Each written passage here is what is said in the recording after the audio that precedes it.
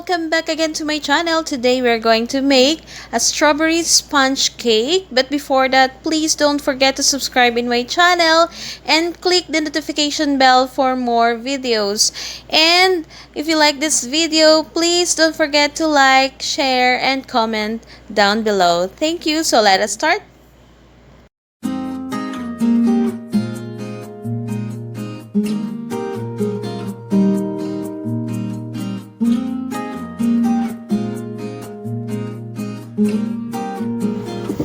So, ito yung ating gagawin. Unang-una, kailangan nating mag-separate sa egg yolk at egg white. Make sure lang po na walang masali or mahalong egg yolk doon sa egg white kasi hindi naaalsa yung ating egg white pag ibibake natin siya. Kung may egg yolk or anything like water, oil. So, dapat malinis po yung lagayan natin sa egg white. And then, kapag may nahalong shell, kailangan natin siyang tanggalin. Hindi siya po pwede dyan. Okay? So, gumamit ako ng maliit na bowl. Doon ako nag-separate. Kasi baka may sirang itlog. Sayang yung iba pag mahaluan. Ayan. So, isa-isa. Ayan. May nahalo na.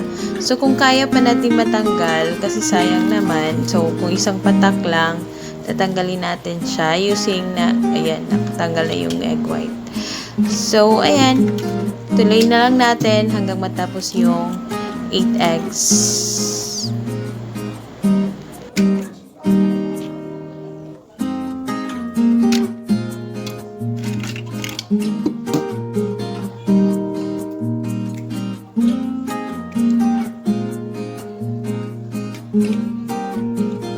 Pagkatapos natin mag-separate sa egg yolk at egg white, iset aside muna natin yung white at yung butter muna ang ating unahin. Properly mix the egg yolks and then put water and oil. Pagkatapos nun, ilagay na natin yung ating sugar and our salt. And then, haluin lang siyang maigi until mawala na yung trace ng sugar at saka salt. So, isang mixture na lang siya. At saka natin ilagay yung ating cake flour. And then, we have the baking powder. And then, we have the milk powder. And then, make sure to sift it before putting it to the liquid mixture. Kasi po, mahihirapan tayo pag buhol-buhol ang ating harina. So, mahirapan tayo mag-mix niyan. So, ayan. At kapag natapos mo nang i-sift, i-mix mo lang siya using your whisk.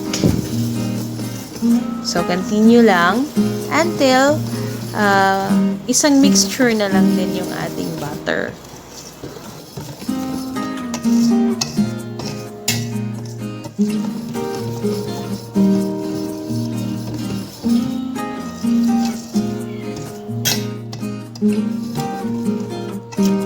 Ayan, patapos na tayo sa ating butter. So, since mix na siya, lagyan natin ng desired flavor which is strawberry. And then, kasi kulang yung pula ng strawberry natin, lalagyan natin ng konting red color, red food color. Okay.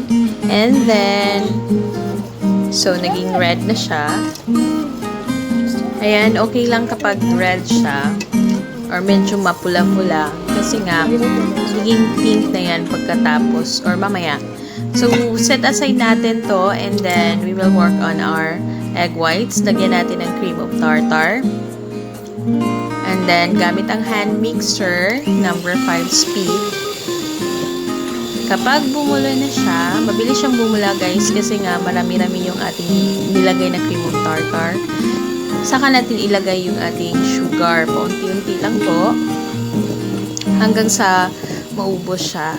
So, wag lahatin agad kasi mabibigatan yung ating hand mixer. So, hindi naalsa yung ating egg whites. So, hand mixer lang po yung ating gamit. Kaya, dahan-dahanin natin.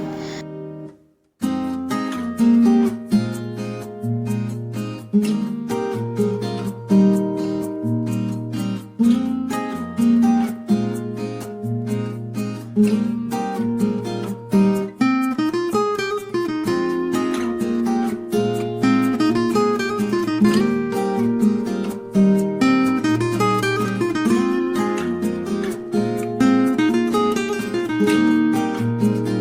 ito na po siya after 5 minutes. So, paikutin mo yung lagayan para matulungan ka na mas madali yung trabaho ng mixer. Ayan. So, ayan, I guess this is ready after 8 minutes. So, we have a very stiff meringue. Ayan, i-mix na natin ang ating meringue doon sa ating butter na ginawa. So, hatiin lang siya ng 3 beses yung meringue para mas ma-incorporate natin yung maigi ang ating meringue doon sa butter. So, magiging pink na yung red. Kasi we have this. Dahan-dahan lang, dahan-dahan lang.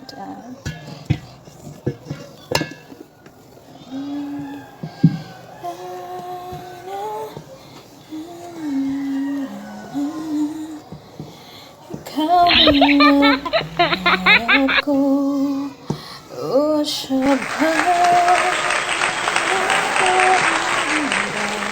ko, isip ba o ang puso ko,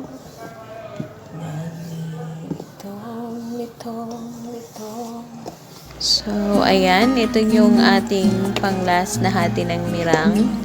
By the way, make sure po na kapag painit na po kayo ng oven na nasa 200 Fahrenheit or less na init. And then, kung mapapansin nyo tingnan nyo, yung ating mixture is naging foamy na siya. Nawala na yung ating watery batter kanina. So, ayan. Continue lang natin yan hanggang sa ma-incorporate lahat ang ating whites doon sa ating butter.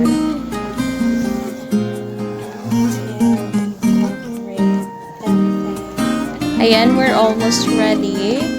So, pwede na natin siyang ilagay sa ating molders. So, yung ating molders po is 2 5x6 inches at isang chiffon molder.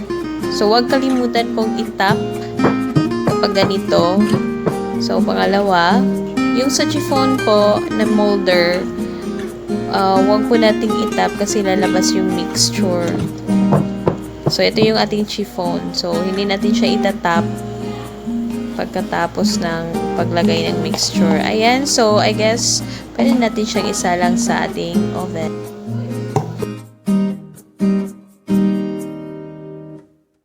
So, ayan. Malamig na siya. Pwede natin siyang tanggalin sa kanyang molder.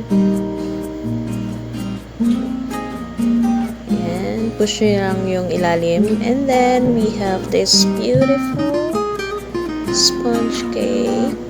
Tamang pagkaluto lamang. Ayan. So, tatanggalin natin using the knife. Ayan po.